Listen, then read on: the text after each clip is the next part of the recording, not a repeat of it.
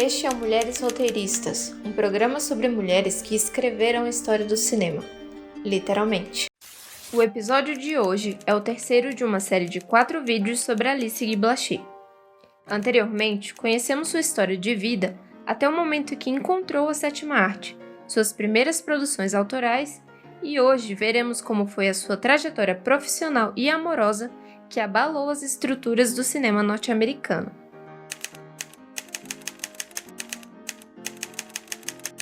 Lembra que no último episódio falamos sobre as viagens que Alice fazia para ensinar as pessoas a usar os equipamentos da Gaumont? Pois foi numa delas que conheceu outro funcionário da empresa, o britânico Herbert Blaché, com quem se casou pouco tempo depois, em 1907. No mesmo ano, ele foi transferido para os Estados Unidos para trabalhar como gerente de produção, representando a firma, e ela o acompanhou. Entretanto, diferente do marido, ela foi afastada de seu cargo na Gaumont. No documentário Seja Natural, Be Natural, vemos que a despedida entre Alice e Léon Gaumont foi amistosa, já que os dois se tornaram muito próximos ao longo dos anos, porém, ainda havia certa tensão. Já nos Estados Unidos, em 1910, ela decidiu fundar o próprio estúdio, em parceria com seu marido, o Solax Company, em Nova York. Suas primeiras produções foram um sucesso, e a empresa cresceu até se tornar um dos maiores estúdios de cinema do país, e isso antes de Hollywood ser Hollywood.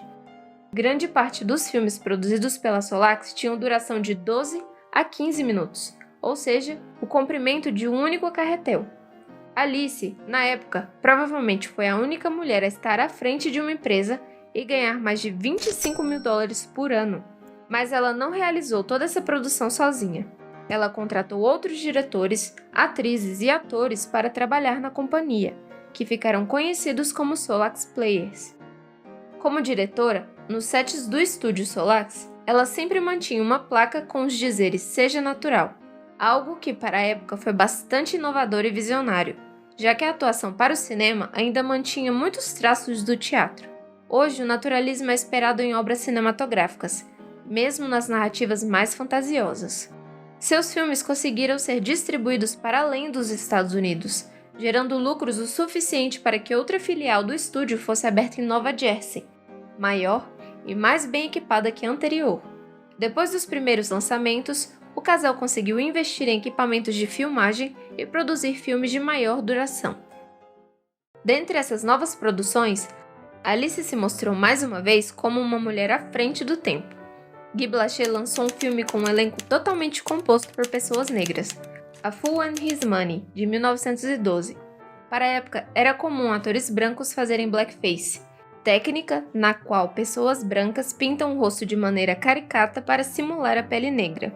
Isso aconteceu porque os atores e atrizes brancos que ela convidou para participar do filme, ao saberem que iriam contracenar com pessoas negras, recusaram a oportunidade, temendo por suas honras. What white nonsense is this? Francamente, né? Mas Alice foi lá e fez o filme assim mesmo, com todo o elenco negro. Um grande passo na história do cinema que reverbera até hoje em discussões como o Oscar So White. O movimento mundial de artistas, que em 2015 e 2016 chamou atenção para o fato da premiação, em sua maioria, ser composta por pessoas brancas. Uma outra gigantesca contribuição para o cinema americano foi a formação da primeira cineasta estadunidense, Lois Weber. Foi graças a Alice que ela passou de atriz de filmes da Gaumont a também diretora de seus próprios filmes. Além de pioneira do cinema, Alice foi mentora de mulheres artistas e contribuiu para quebrar tabus na indústria americana. Em 1913, o contrato de seu marido com a Gaumont terminou e Alice decidiu entregar a administração da Solax ao seu marido, Herbert Blaché, para que ela pudesse se dedicar somente à escrita e direção de seus filmes. Contudo, Herbert não ficou contente em ter que trabalhar para a esposa. Ele adquiriu dívidas com um banco, provavelmente por causa do alto custo da produção de longa-metragens, o que causou grandes problemas profissionais e pessoais entre os dois. Herbert, como forma de burlar os problemas administrativos da Solax, encontrou como alternativa fundar o próprio estúdio, o Blaché Features, e usar as instalações, atores e os equipamentos da Solax, o que tornava as duas empresas quase inseparáveis. Com o passar do tempo, a Solax foi cada vez mais negligenciada, até ser fechada em 1914, e Herbert convenceu Alice a trabalhar como diretora por contrato na Blaché Pictures, a partir de 1915. Dá para imaginar que essa atitude de Herbert significou uma traição para Alice. A parceria dos dois começou a se desgastar e o relacionamento não durou muito mais.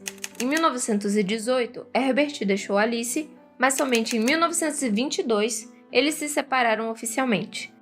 Após brigas judiciais e pessoais, ela foi obrigada a leiloar seu estúdio, a Solax, para conseguir dinheiro e sobreviver num país estrangeiro. Divorciada e sem seu negócio, Alice voltou para a França com os filhos, mas encontrou dificuldades para conseguir emprego e produzir novos filmes, sem nenhum apoio ou contrato de produtoras de cinema francesas. Parecia que seu país tinha esquecido seu próprio nome e suas obras com o passar dos anos, mesmo com o sucesso mundial de seus filmes produzidos em solo americano. Alice Guy Blaché, como vimos, foi a primeira cineasta mulher, roteirista, diretora, produtora e editora da história do cinema.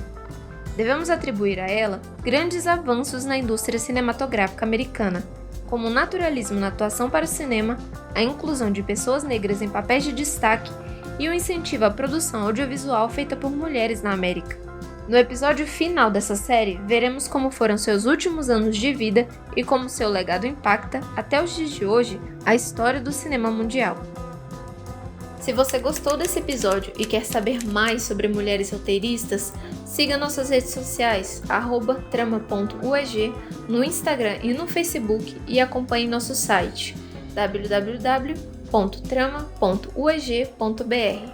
Não se esqueça de compartilhar esse episódio com quem ama a sétima arte e até a próxima.